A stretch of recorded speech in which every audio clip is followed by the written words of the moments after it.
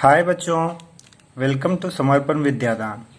आज हम लोग क्वाड्रिलेटरल्स के बारे में पढ़ेंगे। Understanding quadrilaterals. तो क्वाड्रिलेटरल्स होता क्या है? क्वाड्रिलेटरल्स का मीनिंग जो होता है, जो हिंदी मीनिंग है, वो होता है चतुर्भुज। ठीक है, तो क्वाड मतलब हो गया फोर, ठीक है। लेटरल मतलब फोर साइड्स वाला। क्वाड्रिलेटरल मतलब हो गया शेप हैविंग फोर साइड्स, ठीक है। तो कोई भी फोर साइड का आपने क्या क्या शेप पढ़ा था? रेक्टेंगल पढ़ा था, स्क्वायर पढ़ा था, या और भी आगे हम लोग पढ़ेंगे रोम्बस वगैरह, काइट वगैरह, ठीक है। तो उन सब में फोर साइड है। तो ये सारे शेप हमने पिछले क्लासेस में पढ़ा था। तो क्वाड्रिलेटरल्स जो आपका ये चैप्टर है, इस चैप्टर को समझने के लिए कुछ बातें समझना बहुत जरूरी है। क्या क्या? सबसे पहले देखिए, प्लेन फिगर किसको कहते हैं? तो जो भी हम एक प्लेन पेपर पे ड्रॉ करते हैं, ठीक है, इसको हम लोग प्लेन फिगर कहते हैं। और जब हम लोग कोई 3D फिगर बनाते हैं तो वो जानते ही हैं, वो पेपर पे नहीं बनता, वो ऊपर से कुछ उसमें थर्ड डायमेंशन भी होता है। और 2 डायमेंशन में जो कोई भी हम लोग फिगर बनाते हैं वो प्लेन फिगर होता है, ठीक है। और इसमें सिंपल प्लेन जब कहेगा, सिंपल प्लेन मतलब हुआ, सिंपल क्या हुआ कि बिना हाथ उठाए जब हम लोग कोई फिगर ड्रॉ कर लेते हैं तो उसको हम लोग सिंपल कहते हैं। या बिना रिट्रेस किए, अब मान लीजिए इस तरह का फिगर बनाते हैं, तो ये क्या हो रहा है कि ये पॉइंट रिट्रेस हो रहा है, एक दूसरे के ऊपर ओवरलैप होके जा रहा है। तो ये सिंपल नहीं हुआ, मगर ये सिंपल हुआ, ठीक है। सिंपल समझ गए।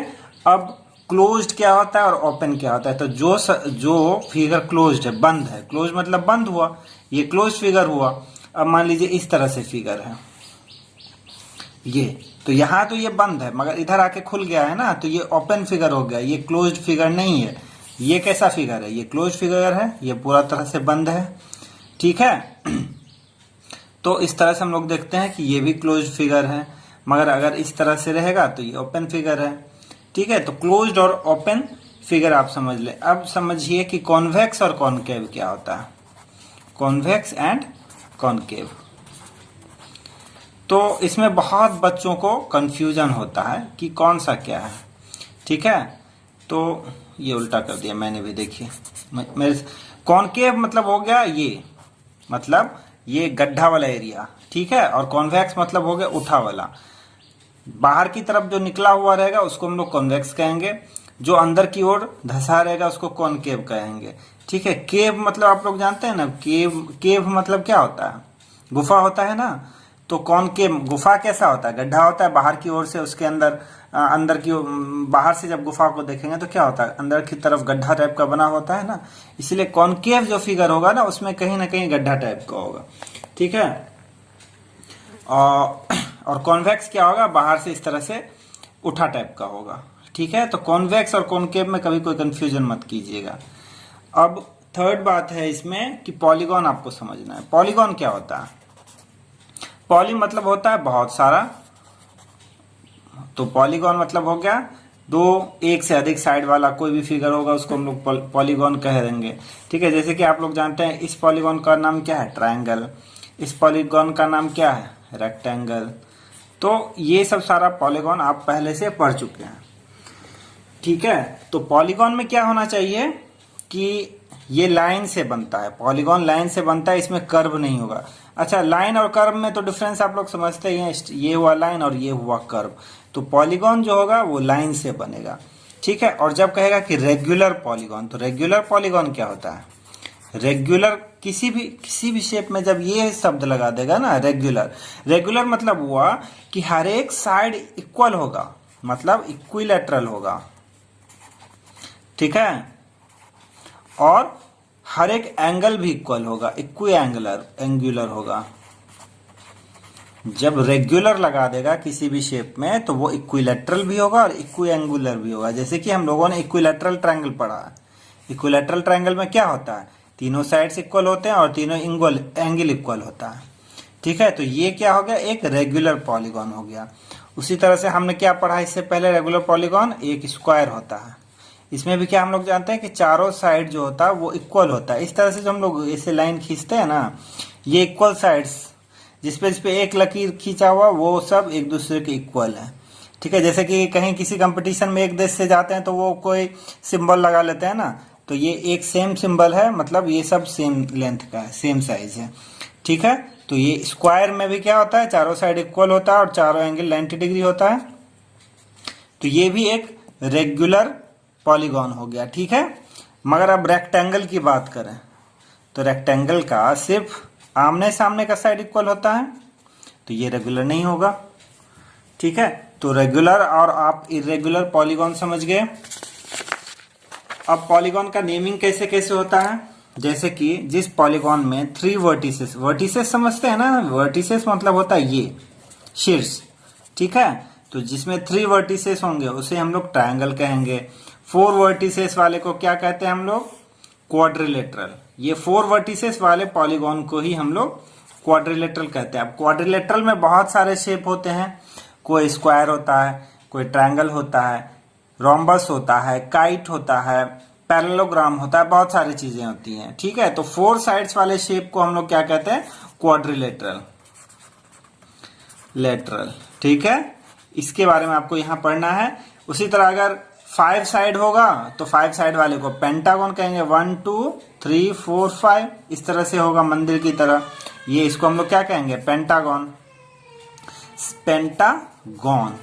ठीक है, 6 साइड वाले को हेक्सागन, 7 साइड वाले को सेप्टागन, 8 साइड वाले को ऑक्टागन। इसी तरह से नाम पड़ता है, नोनागन, डेकागन, इस तरह से पड़ता है नाम। ठीक है, नोना फिर डेका, इस तरह से गॉन गॉन लगा देंगे सब में, तो वो पॉलीगॉन के नाम पे आते जाता है। ठीक है, जितने साइड्स होंगे, तो ये सब एक बार बस नाम याद रखना है कि 5 होगा तो पेंटा कहेंगे, 6 होगा तो हेक्सा, 7 होगा तो 7 साइड्स होंगे तो सेप्टा, 6 साइड्स होंगे तो हेक्सा, 5 साइड्स होंगे तो पेंटा, 8 साइड होंगे तो ऑक्टा, 9 साइड होंगे तो नोना और 10 साइड होंगे तो डेका।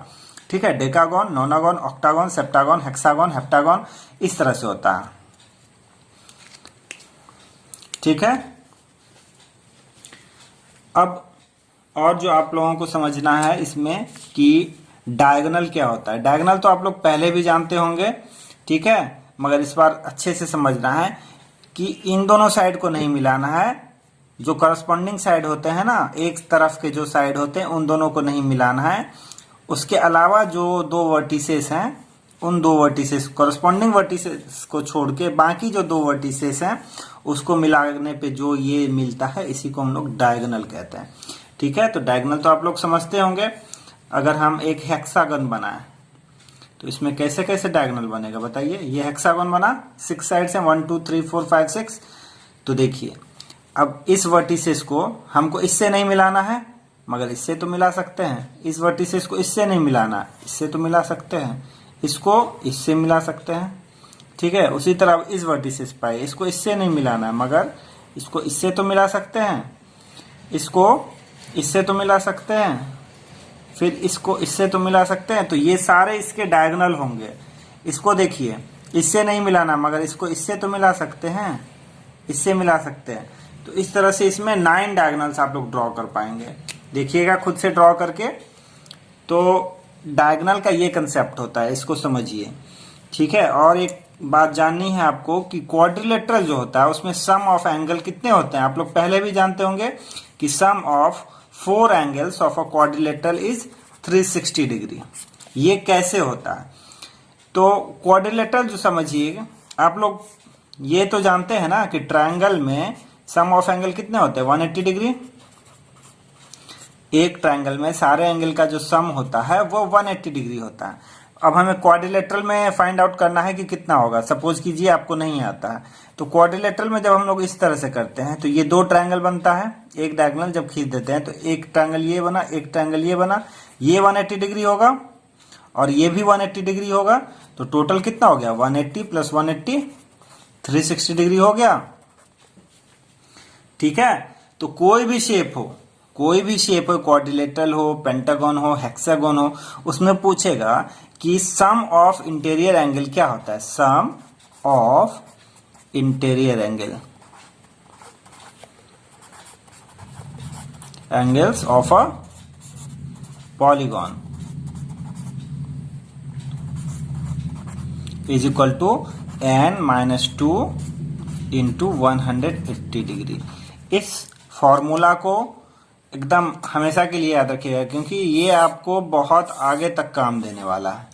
ठीक है, sum of interior angles of a polygon is n minus 2, मतलब अब n क्या है, where n is number of sides. ठीक है, अब मान लीजिए कि 5 साइड वाला पॉलीगॉन है, पूछेगा उसमें कितना सम ऑफ एंगल होगा। तो 5 साइड वाला पॉलीगॉन है तो n की जगह 5 कर देंगे। मतलब पेंटागन का पूछेगा कि पेंटागन में सम ऑफ एंगल कितने होते हैं भाई बताओ। तो पेंटागन में क्या हो जाएगा, 5 साइड्स होते हैं, 5 माइनस 2 इंटू 180 डिग्री, कितना हो जाएगा 3 इंटू 180, मतलब 540 डिग्री हो जाएंगे।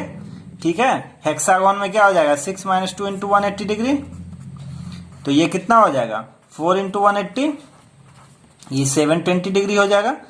ठीक है, आपको अगर कंफ्यूजन हो तो ट्रायंगल में फाइंड आउट कर लीजिए। ट्रायंगल में क्या होगा, 3 साइड्स होते हैं, n की जगह 3 माइनस 2 इंटू 180 डिग्री होगा, तो 1 इंटू 180 हुआ, 180 डिग्री आया ट्रायंगल का। स्क्वायर में देख लीजिए या कोई भी क्वाड्रिलेटरल में देख लीजिए, 4 माइनस 2 इंटू 180, क्वाड्रिलेटरल में 4 साइड, n की जगह यहाँ 4 रखेंगे, 4 माइनस 2 इंटू 180, तो 2 इंटू 180 आ गया 360 डिग्री। ठीक है, तो ये बात एकदम याद रखिएगा कि सम ऑफ इंटीरियर एंगल, जो अंदर का, इंटीरियर और एक्सटीरियर समझते हैं ना, कोई भी जो शेप होता है इसके अंदर में जो हुआ वो इंटीरियर हुआ, और उसके एक्सटीरियर में, जैसे हम लोग ट्रायंगल बनाते थे तो इस तरह से करते थे, तो ये होता था एक्सटीरियर एंगल। ठीक है, एक्सटीरियर एंगल बाहर वाला हुआ। जैसे इसमें क्या होगा, यहाँ पे ऐसे निकाल दीजिए तो ये वाला एक्सटीरियर एंगल होगा, इसको अगर ऐसे निकाल देंगे तो ये वाला एक्सटीरियर होगा। ठीक है, इसको इधर निकाल देंगे तो ये वाला एक्सटीरियर एंगल हुआ। इस तरह से ये एक्सटीरियर होता है, इंटरनल एक्सटीरियर समझ गया। तो जिस तरह से आपने ये याद रख लिया कि सम ऑफ इंटीरियर एंगल जो होता है वो n माइनस 2 इंटू 180 डिग्री होता है, उसी तरह ये याद रख लीजिए कि सम ऑफ एक्सटीरियर एंगल जो होता है, कितना भी साइड हो, कितना exterior angles of a polygon, कोई भी कितना भी पॉलीगॉन, इसीलिए मैंने लिखा है। ठीक है, polygon is equal to 360 degree, कितना भी बड़ा पॉलीगॉन हो, उसका जो हो, कितना भी साइड हो उसमें, उससे हमको कोई फर्क नहीं पड़ता है, सम ऑफ एंगल होगा 360 डिग्री। ये क्यों होता है, आप लोग जानते होंगे कि एक लाइन पे इधर 180 डिग्री बनता है और इधर 180 डिग्री बनता है। जब हम लोग उस लाइन पे पूरा पूरा घूम जाते हैं तो ये 360 डिग्री बनता है। आपने पढ़ा होगा कि एक लाइन पे जो ये दो एंगल होता है, इन दो एंगल का सम 180 डिग्री होता है। अगर नहीं आता है तो इस बात को याद रखिए कि एक लाइन पे एक साइड जो ये एंगल बनता है वो 180 डिग्री है। अब यहाँ पे कैसा भी लाइन हो, अगर ये 30 होगा तो ये 150 होगा ही होगा, इसमें कोई डाउट नहीं। ये अगर स्ट्रेट लाइन है और इसको एक इंटरसेक्ट कर रहा है तो ये अगर 30 होगा तो वही, क्योंकि ये पूरा 180 डिग्री होता है। ये हमेशा याद रखिएगा, किसी लाइन के एक साइड का एंगल 180 डिग्री, तो ये दूसरे साइड का एंगल भी 180 डिग्री। अगर इन दोनों को मिला देंगे तो एक लाइन पे पूरा अगर हम लोग घूम जाए गोल गोल तो 360 डिग्री होता है। ठीक है, तो अब कोई भी पॉलीगॉन लेते हैं हम लोग, ठीक है, और उसके एक्सटीरियर एंगल में अगर हम लोग क्या कॉन्सेप्ट लगाते हैं कि ये हम लोग गोल गोल घूम रहे हैं, तो हम लोग एक ही गोल घूमेंगे ना, एक गोल घूमेंगे और एक गोल का पूरा वैल्यू होता है 360 डिग्री। तो अगर ये नहीं बात समझ में आए तो इतना सिर्फ याद रखिएगा कि सम ऑफ एक्सटीरियर एंगल जो होगा, बाहर वाला जो जितना भी एंगल हो, चाहे साइड कितने भी हो, ठीक है, क्वाड्रिलेटरल हो, पेंटागन हो, हेक्सागन हो, सेप्टागन हो, जो कुछ भी हो, सबका सम ऑफ एक्सटीरियर एंगल जो होगा वो क्या होगा 180 डिग्री, सॉरी 360 डिग्री। ठीक है, इसमें किसी को कोई दिक्कत नहीं। अब हम लोग एक्सरसाइज पे आ जाएं। एक्सरसाइज पे आ जाइए। एक्सरसाइज 3.1 है। 3.1 में फर्स्ट क्वेश्चन जो है आपको हमने फर्स्ट क्वेश्चन देखिए क्या है, given here are some figures, कुछ फिगर दिए हुए हैं। ठीक है, मैं एनसीईआरटी के बुक से बता रहा हूं, एक्सरसाइज 3.1। ठीक है, एनसीईआरटी एक्सरसाइज 3.1, ठीक है, स्टैंडर्ड 8।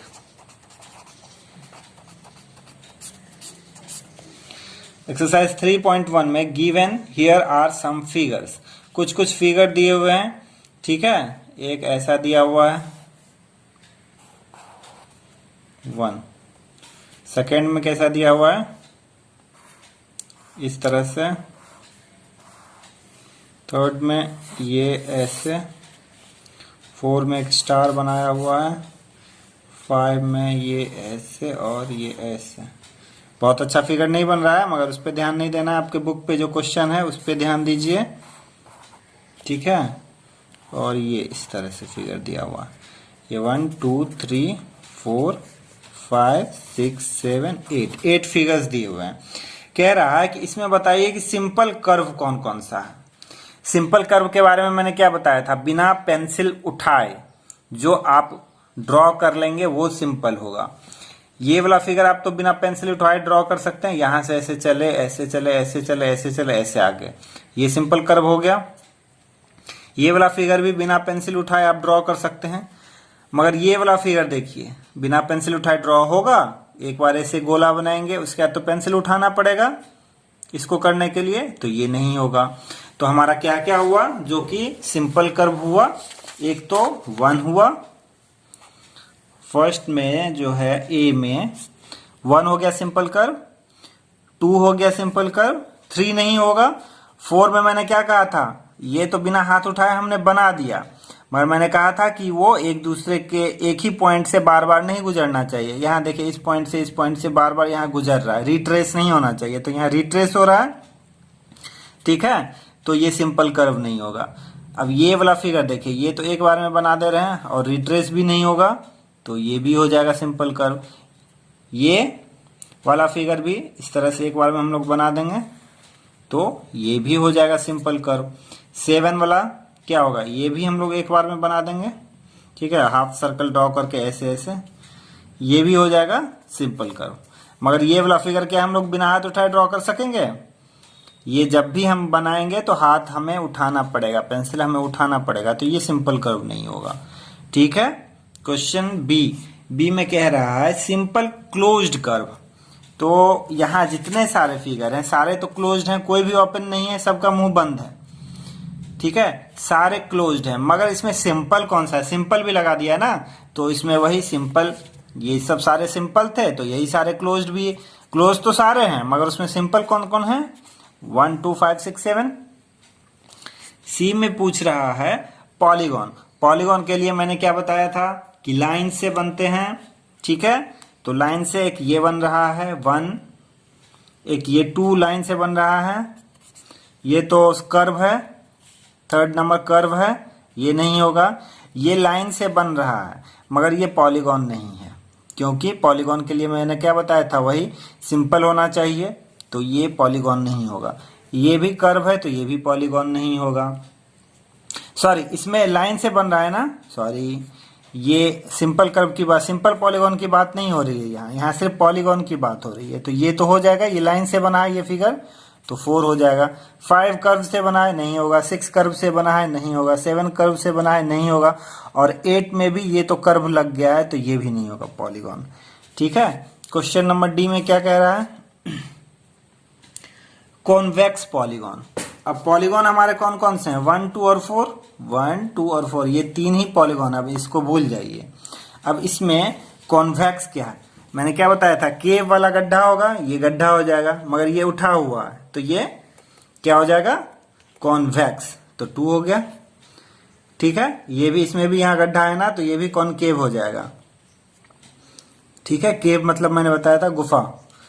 और ई नंबर में क्या है, कॉनकेव पॉलीगॉन। तो बाकी जो बच गया 1 और 4, 1 और 4 कॉनकेव हो गया, ठीक है। 1 2 4 पॉलीगॉन था, उसमें 2 कॉन्वेक्स हो गया और 1 4 कॉनकेव हो गया। फिर पूछ रहा है कि how many diagonal does each of the following have. तो डायगोनल के बारे में अभी हमने बता दिया था, क्या बताया था, क्वाड्रिलेटरल में कितने डायगोनल होंगे बताइए, क्वाड्रिलेटरल में 2 डायगोनल होंगे, ठीक है। फिर सेकंड में कॉन्वेक्स क्वाड्रिलेटरल कह रहा है ना, कॉनकेव तो नहीं कह रहा है, तो कॉन्वेक्स क्वाड्रिलेटरल ऐसा ही बनेगा, या जैसा भी शेप आपको सुंदर लगे वो शेप बनाइए। ठीक है, इसमें तो हम लोग दो ही डायगोनल ड्रॉ कर सकेंगे इस तरह से। ऐसा फिगर होगा तो इस तरह से दो ही डायगोनल ड्रॉ कर सकेंगे। दूसरा में क्या है, बी में है रेगुलर हेक्सागन। तो हेक्सागन में मैंने तभी बता दिया था। ठीक है, इसको आप ड्रॉ करके देखिएगा, इसमें 9 डायगोनल्स आप ड्रॉ कर सकते हैं। ठीक है, ये तभी मैंने बता दिया था शुरू में ही। देखिए यहाँ पे अगर आप काउंट कीजिएगा तो 9 डायगोनल्स मैंने उसी समय ड्रॉ कर दिए थे। ठीक है, ये खुद से आप करके देखिएगा, 9 डायगोनल्स आएंगे हेक्सागन में। हेक्सागन मतलब 6 साइड्स। फिर थर्ड में कह रहा है ट्रायंगल। तो ट्रायंगल में तो सारा तो कॉरस्पॉन्डिंग वर्टिसेस ही होता है ना, इसमें तो कोई डायगोनल नहीं होगा। कह रहा है कि 2 कॉरस्पॉन्डिंग वर्टिसेस से हम नहीं बना सकते डायगोनल, तो इसमें तो सारा कॉरस्पॉन्डिंग वर्टिसेस ही है। ठीक है, तो इसमें कोई डायगोनल नहीं होगा, तो सी में 0 हो जाएगा। क्वेश्चन नंबर 3 में आते हैं। क्वेश्चन नंबर 3 है what is the sum of measures of angle of a convex quadrilateral. Quadrilateral में मैंने बताया था sum of angle, interior angle 360 degree होता है। Will this property hold if the quadrilateral is not convex.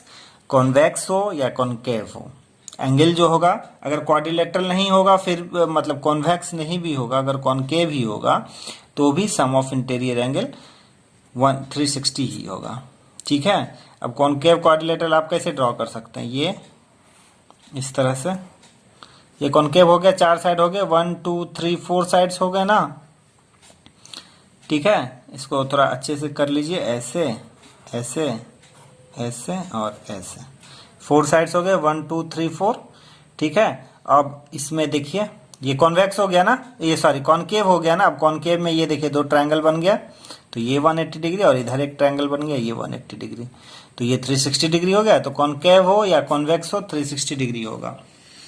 Second कह रहा है हाँ, ये थर्ड हो गया। उसके बाद क्वेश्चन नंबर 4 में है जो examine the table each figure is divided into triangle and the sum of the angle deduced from that। तो ये फिगर दिया हुआ है ट्रायंगल में, देखिए 3 वर्टिसेस हैं तो 180 डिग्री। उसके बाद दिया है 1 2 3 4, क्वाड्रिलेटरल में 4 वर्टिसेस हैं, तो उसमें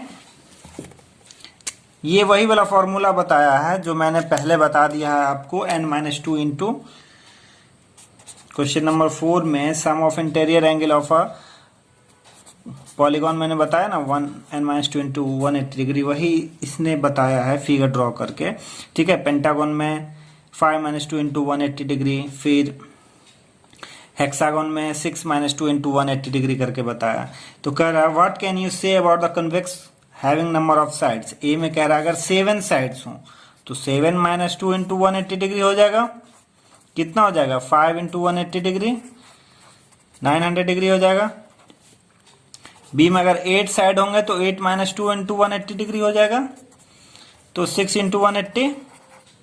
ठीक है, कितना हो जाएगा 1080 डिग्री हो जाएगा। ठीक है, तो इस तरह से आप बाकी का आप निकाल लेंगे। 10 में 10-2 इंटू, n में n-2 इंटू, इसको याद रखना है। क्वेश्चन नंबर 5 है what is a regular polygon. तो रेगुलर के बारे में मैंने क्या बताया था, इक्विलेटरल होगा, इक्विलेटरल और इक्विएंगुलर होगा। भूल गए तो वीडियो पीछे करके देख लीजिएगा।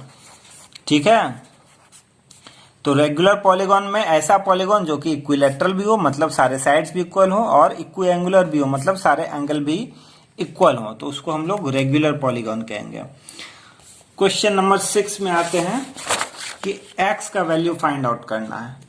ठीक है, ये बहुत इजी है। ये कैसा शेप है, 1 2 3 4, ये इस तरह से शेप, ये ऐसे है, ऐसे,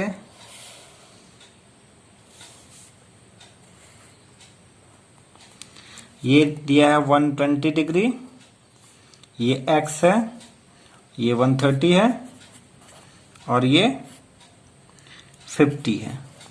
ठीक है, कह रहा है x का वैल्यू फाइंड आउट कीजिए। तो इसमें हम लोग क्या लिखेंगे, सबका सम कितना होता है 180 degree, 50 plus 360 degree plus 120 plus x is equal to कितना हो जाएगा 360 सम ऑफ ये क्वाड्रिलेटरल हो गया ना, 1 2 3 4 साइड्स हैं, क्वाड्रिलेटरल हो गया। इसमें सम ऑफ एंगल 360 डिग्री होगा। तो इससे हम लोग एक्स का वैल्यू फाइंड आउट कर लेंगे। कितना हो जाएगा? 250 50 300 plus x is equal to 360 होगा ना। इसको ऐड करके देखिएगा तो एक्स का वैल्यू क्या आ जाएगा? 360 माइनस 300, तो एक्स का वैल्यू हो जाएगा 60 डिग्री। ठीक है। 6 का बी में देखिए, बी में कैसा फिगर दिया है कि ये ऐसा है, इस पे एक 90 डिग्री है, ये ऊपर की तरफ गया, फिर इसको यहां से ऐसे मिला दिया गया। ठीक है, ये एक्स है और दो ही एंगल आपको दिखेगा, ये कह रहा है 70 है और ये 60 है। ठीक है, और ये ऐसे करके यहाँ पे दिया हुआ है, इसका मतलब होता है 90 डिग्री। ठीक है, ये इसने लिखा नहीं है, मगर आपको जब इस तरह से दे दिया हो, नहीं भी लिखा हो, तो आप इसको समझ जाएंगे 90 डिग्री। अभी एक्स का वैल्यू निकल जाएगा। 70 प्लस 60 130 220, तो 360 माइनस 220 140 हो जाएगा। इसको आप करके देखिएगा। ठीक है। सी में क्या फिगर है? सी में है इस तरह से फिगर, देखिए ये है, ये एक ट्रायंगल टाइप का है, फिर इसको यहाँ पे आके मिला दिया है। ये कह रहा है 60 डिग्री है, ये 70 डिग्री है, ये दोनों एंगल इक्वल हैं। देखिए इक्वल है तो इन दोनों में सेम सिंबल लगाया है। ठीक है, और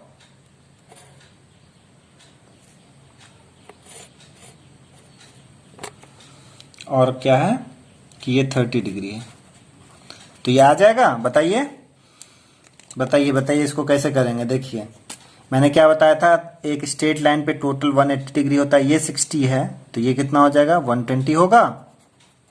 ये 70 है तो ये 110 होगा। ये मान लीजिएगा इसको x प्लस 70 इक्वल टू 180 लिखिएगा तो x का वैल्यू 110 आएगा। x प्लस 60 इक्वल टू 180 लिखिएगा तो x का वैल्यू 120 आएगा। अब ये आ गया एक क्वाड्रिलेटरल, 1 2 3 4 साइड्स वाले हैं, 1 2 3 4, इसमें 5 साइड है, ये पेंटागन है। ठीक है, तो पेंटागन में हम लोग क्या जानते हैं? सम ऑफ एंगल कितना होता है? ये x और ये x अगर मान लीजिए तो पेंटागन में सम ऑफ एंगल मैंने क्या बताया था? पेंटागन है, 5 साइड्स हैं तो 5 माइनस 2 इंटू 180 होगा। इसका sum of angle is equal to क्या हो जाएगा? 30 plus x plus x plus 110 plus 120। ठीक है, अब ये कितना हो जाएगा? 5 minus 2 3 into 180 540 is equal to 110 plus 120 कितना होगा? 230 प्लस 30 260 प्लस 2x हो जाएगा, x प्लस x। इसको सॉल्व कीजिएगा तो क्या हो जाएगा? ये इधर आके माइनस हो जाएगा, 14 माइनस 6 8, 4 माइनस 2 280 आएगा इज इक्वल टू 2x। इसको इधर लाके माइनस करके देखिएगा। ठीक है, इससे x का वैल्यू क्या आ जाएगा? 280 अपॉन 2 मतलब 140 आ जाएगा। ठीक है, यानी कि ये 140 होगा और ये भी 140 होगा। ठीक है, डी में क्या है? डी में एक कैसा फिगर बनाया है? 1 2 3 4 1 5।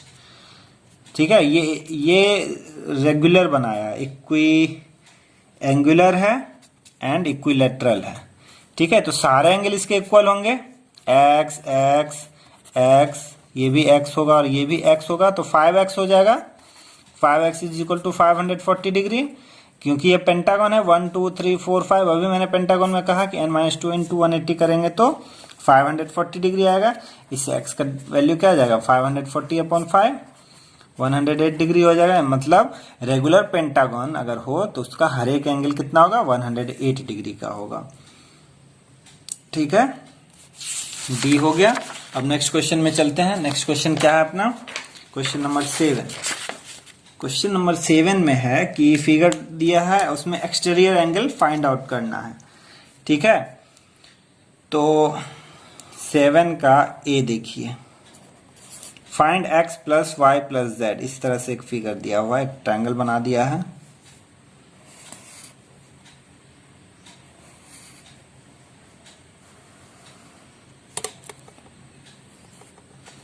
ठीक है, ये x है, ये y है और ये z है। ठीक है, तो मैंने तो पहले ही बता दिया था कि सम ऑफ एक्सटीरियर एंगल जो होते हैं वो 360 डिग्री होते हैं, x plus y plus z 360 हो जाएगा। ठीक है, मगर इसमें हम लोग निकाल के शो करेंगे कि ये 360 होगा। ये 90 डिग्री है, ये 30 डिग्री है और ये नहीं दिया हुआ, ये नहीं दिया हुआ है, तो इसका वैल्यू कितना होगा? ये एक ट्रायंगल है ना, ये ट्रायंगल है ना, इस ट्रायंगल में मान लीजिए ट्रायंगल का नाम रख देते हैं ABC। ठीक है, तो लिखेंगे in triangle ABC angle A plus angle B plus angle C is equal to 180 degree.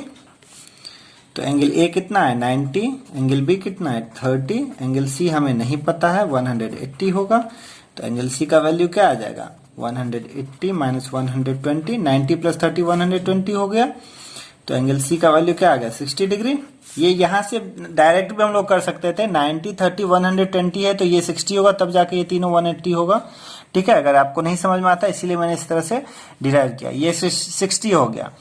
अब इधर देखिए, दूसरा कलर से मैं दिखा रहा हूं, देखिए ये एक स्ट्रेट लाइन है, स्ट्रेट लाइन पे मैंने क्या बताया था 180 होता है, ये 60 है तो ये 120 होगा। ठीक है, ये 90 है तो ये भी 90 होगा, क्योंकि सम हमें कितना करना है 180 डिग्री करना है। और ये 30 है तो ये कितना होगा 150 डिग्री होगा।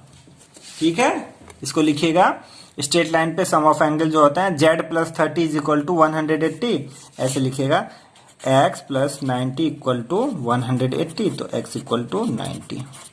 ठीक है, उसी तरह y plus 60 is equal to 180, तो y equal to 120, 180 minus 160 180 minus 90। उसी तरह यहाँ क्या लिखेंगे z plus 30 is equal to 180, तो z is equal to 150 degree. तो हमारा x कितना आ गया, तो x plus y plus z क्या हो जाएगा, x कितना था 90, y कितना था 120, देखिए 120 और z कितना था 150, इससे क्या आ गया 360 आ गया। ऐड करके देखिएगा 210 प्लस 150 360 आ गया।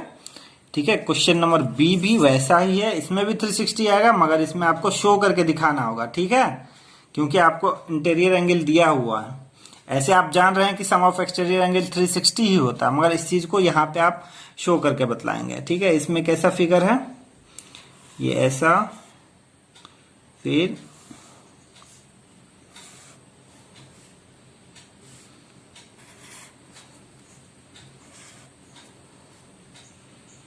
ये सॉरी इधर गया था, ये इधर आया। ठीक है, इसमें ये है x, ये है y और ये है z, ये है w, ये है 60 डिग्री, ये है 80, ये है 120, ये नहीं दिया हुआ है। तो इसमें भी वैसे ही करेंगे। क्या करेंगे बताइए, ये क्या है एक क्वाड्रिलेटरल, क्वाड्रिलेटरल का नाम रख देंगे कुछ, सपोज कीजिए ये A B C और D एक क्वाड्रिलेटरल है। ठीक है, इन क्वाड्रिलेटरल ABCD लिखेंगे। एंगल A इक्वल टू कितना है 60 degree, angle B equal to क्या है नहीं पता है, एंगल C इक्वल टू क्या है 120 degree, angle D equal to क्या है 80 डिग्री। तो लिखेंगे angle A plus angle B plus angle C plus angle D is equal to 360 degree. Sum of angle of quadrilateral 360 degree, 4 sides हैं तो 360 degree आएगा। 1 2 3 4। ठीक है, हमें A कितना पता है 60, B कितना पता है नहीं पता है, C कितना पता है 120, D कितना पता है 80, तो 360 डिग्री होगा। इस एंगल B का वैल्यू क्या हो जाएगा 360 माइनस ये सारा सम करके कितना होगा 180, 120 प्लस 80 कितना हो गया 200, 260 हो गया। ठीक है, तो B का वैल्यू हो गया 100। यहां से हमने B का वैल्यू फाइंड आउट कर लिया 100 डिग्री। ठीक है, अब B का वैल्यू आ गया। अब हम लोग लिखेंगे angle B plus W is equal to 180 degree, क्योंकि स्ट्रेट लाइन का ये दो एंगल है, ये प्लस ये 180 डिग्री होना चाहिए, तो इसीलिए एंगल B प्लस W हमने बी कितना निकाला हमने 100 प्लस डब्ल्यू इक्वल टू 180। तो इसे डब्ल्यू का वैल्यू क्या आ गया 180 माइनस 100, तो डब्ल्यू का वैल्यू आ गया अपना 80 डिग्री। ठीक है, फिर हम लोग x और y का वैल्यू निकालेंगे। x का वैल्यू कितना आ जाएगा बताइए। यहां से लिखेंगे x plus 120 is equal to 180 degree. लिखेंगे ना x प्लस 120, तो इसे x का वैल्यू क्या आ जाएगा 60 डिग्री। उसी तरह यहां लिखेंगे y plus 80 is equal to 180 degree. तो y का वैल्यू क्या आ जाएगा 100। ठीक है, x हो गया, y हो गया। अब z का यहाँ क्या लिखेंगे z plus 60 is equal to 180 degree. तो z का वैल्यू क्या आ जाएगा 120 डिग्री। तो हमारा x plus y plus z plus डब्ल्यू क्या हो गया, x plus y plus z plus डब्ल्यू का वैल्यू क्या आ जाएगा। x कितना आया था अपना 60, y कितना आया था 100, z कितना आया था देखिए 120, w कितना आया था 80। जोड़िए सबको, देखिए कितना आ रहा है 120 प्लस 80 200, 200 प्लस 100 300 प्लस 60 360 डिग्री आ गया। ठीक है, इसके बावजूद भी किसी बच्चे को किसी सम्स में कोई प्रॉब्लम हो तो मुझे व्हाट्सएप करेंगे और मुझे बताएंगे।